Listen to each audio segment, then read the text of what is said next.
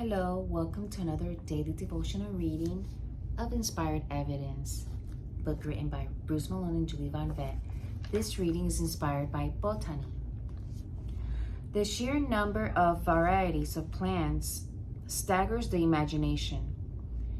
It is estimated that there are more than 100,000 plant species on Earth. Grasses alone have more than 5,000 different forms. Even within a given species, the variety is never ending. There are over 1 million different varieties of corn or grapes. When God spoke plants into existence on day 3 of Creation Week, there was a cacophony of variety created. Grasses, herbs, and fruit immediately covered the earth. 1 verses 11 to 13. The first plant mentioned, grass, has a seed that is not particularly obvious to the eye until maturity. The second plant mentioned, the herb, has seeds apparent as a visible feature. The third plant has the seed in the fruit. Thus, the writer cataloged the plants by a simple natural division using the structure of the seed/plant as the guide. The Bible provides the first broad classification of plant groupings. God also made sure that we understand that organisms reproduce after its kind. The expression after its kind occurs 10 times in the first chapter of Genesis. God decreed a boundary between very different kinds of creatures.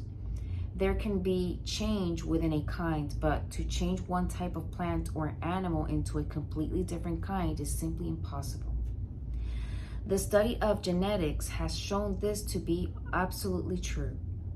The biological world is like a musician who combines the notes in countless numbers of ways and produces a great number of different harmonies. But the musician can only make harmonies using the notes that are present. The number of variations is restricted by the number of notes available.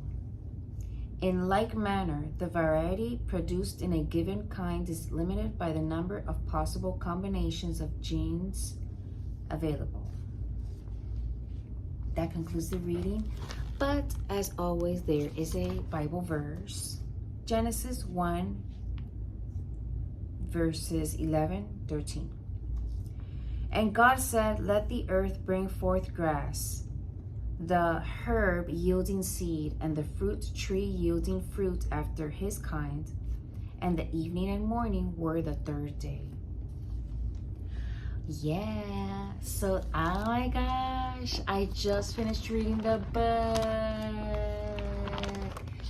So this book, in case you didn't know, in case I haven't repeated it over and over and over, it's a daily devotional, and it's a whole year's worth of daily devotional readings. As I've mentioned before, I began reading the book last year, March 8, and so I conclude today, March 7.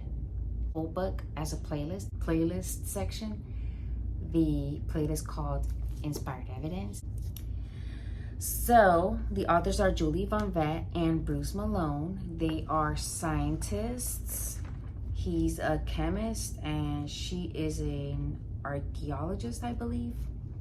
And they decided to write this book to, give us some insight into scientific findings that we do not learn in public schools, for example. God and the Bible is not mentioned in schools no more like they used to do back in the 50s, I believe. They were still praying in school. Now that's history, unfortunately. Unless you go to private school, Christian-based. But that's a whole nother story. I'm so thankful that you guys have stuck around in this journey. I went to my first soccer game as a soccer mom, and my team lost. Boo! But okay, it's just practice and we're getting better. Actually, it was a game. But I'm so excited for my son. He's really excited and he's got the energy for it and the passion. So I see good things coming for him in his soccer journey. Who knows? He'll probably make it to the World Cup one day. Can you imagine that? Anyways. By the way, I heard that the World Cup is coming up soon.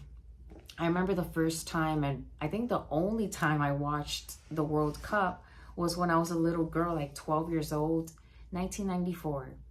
I was so excited because we lived in Hialeah, Florida, which is infested with Latinos, and there's a strong, Latino culture around there.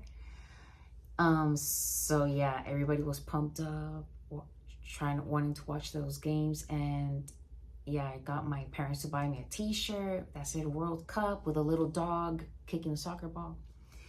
And I remember watching those games. It was so exciting to see the guys running for the ball and just having a great time. And most of all, the crowds just, cheering up.